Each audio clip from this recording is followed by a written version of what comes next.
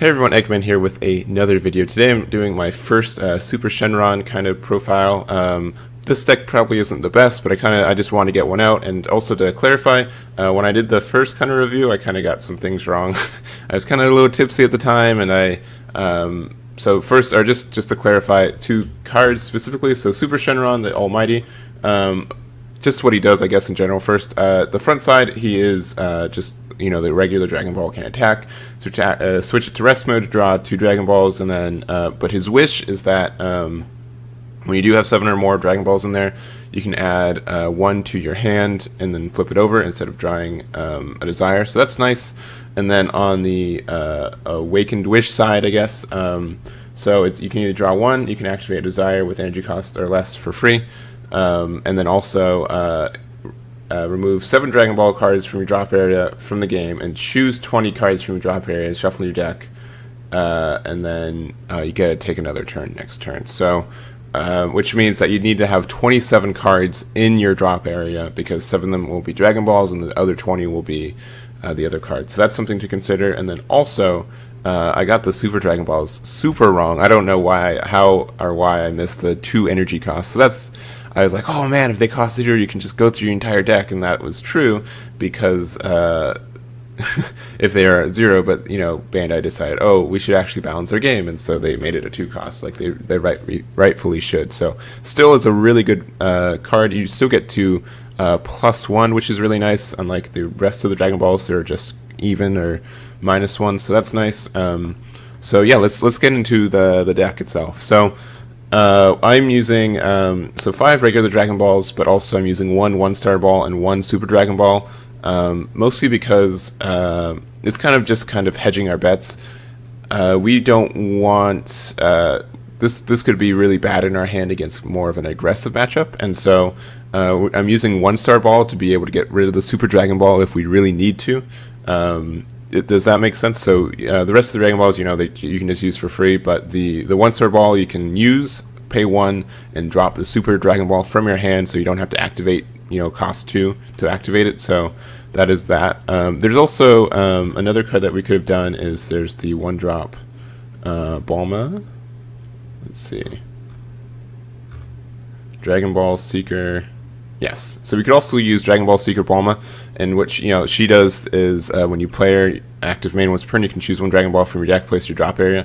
So if you're worried that you won't be able to activate your Super Dragon Ball, you can use Dragon Seeker Bulma as well, and that can also be our Dende new to the job as well. I just kind of use that. But yeah, if you're worried like, oh shoot, I have these Super Dragon Balls in my hand and I don't have energy or time to pay him for 2, there are alternatives to get them out of your hand. So that is why that is there. The 1-star ball.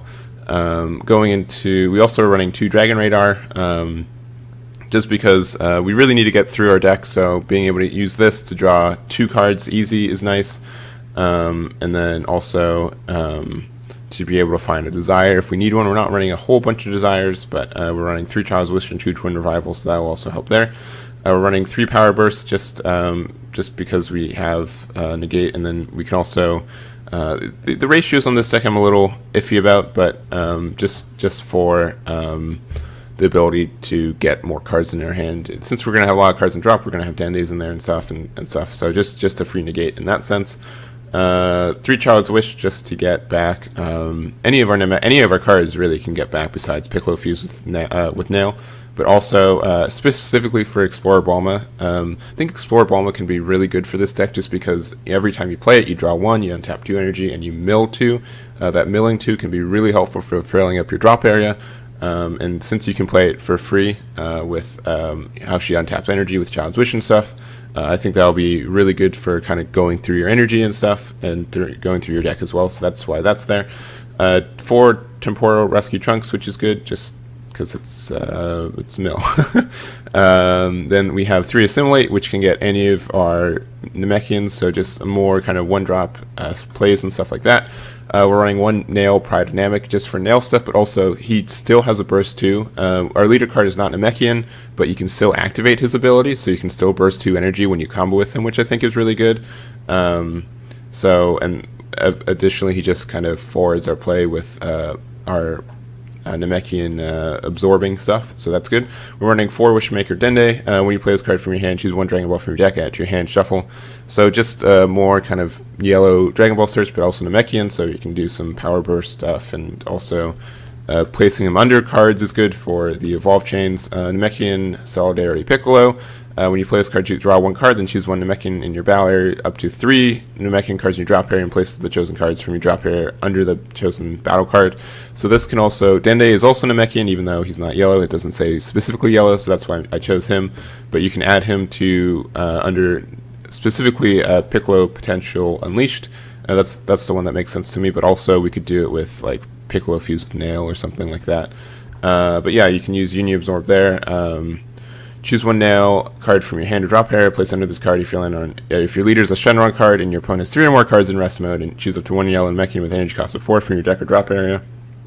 Play it on top of this card in active mode, then shuffle your deck if you look through it.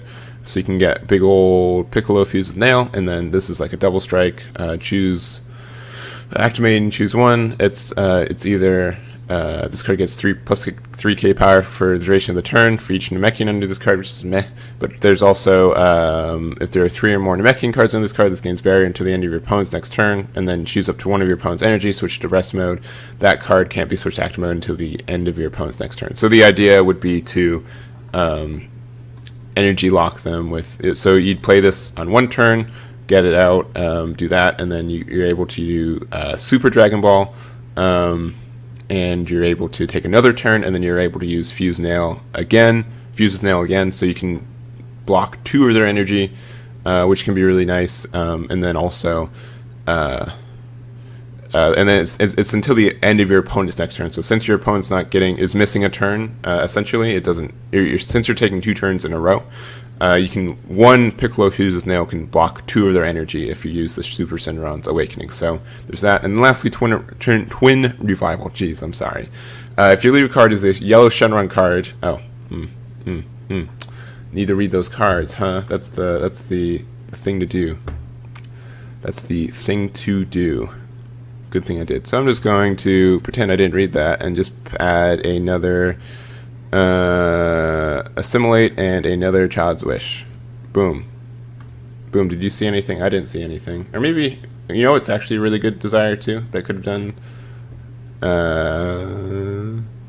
Wishmaker Dende. Assimilate. I'm going to put in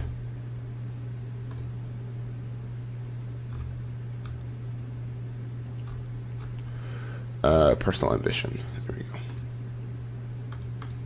It's good to read cards, boys and girls. So, Personal Ambition, maybe I should have run more of this too, just because this is a straight cycle card too.